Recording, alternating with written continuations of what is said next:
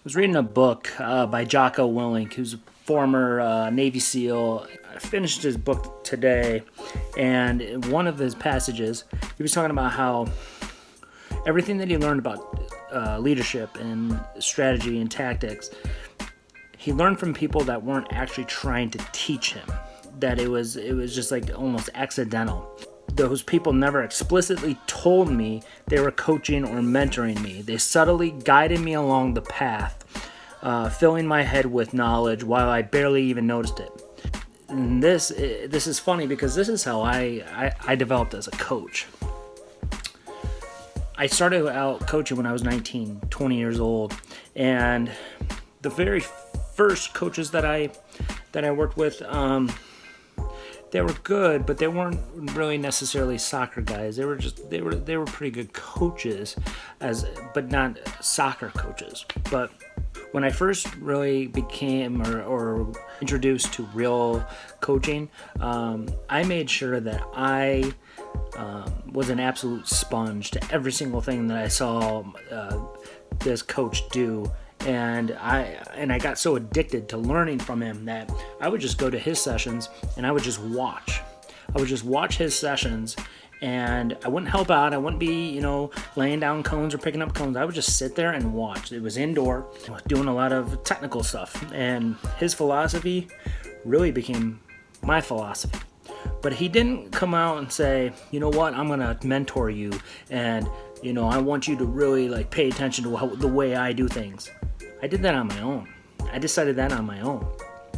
Over time, his philosophy became my philosophy because I believed in it so much.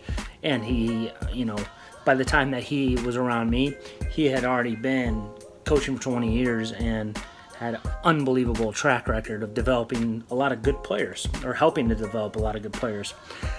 Then, after that situation, I got addicted to that. I got addicted to learning from really good really good coaches. So from there, I went to a private school called Detroit Country Day, and before I got there, they had won 20 state titles on the boys' side and another 12 on the girls' side. And so I was going to work with legends, and the girls' head coach was ODP, a regional head coach. Both were A licensed coaches, and it was just that process again of me just being a sponge. And it wasn't that they put their arm around me and said, "Oh, you're going to learn from me." It's just I just learned so much from them without them actually trying to mentor me. Fast forward to 10 years of coaching, 12 years of coaching.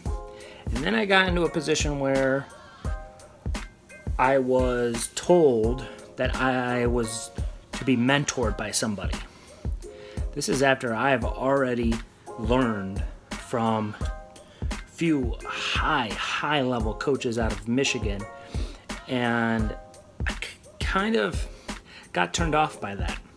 I felt that I was pretty experienced, and I was in a pro environment, and it wasn't the pro environment that they wanted me to learn from. It was the youth environment that I have already conquered kind of in Michigan.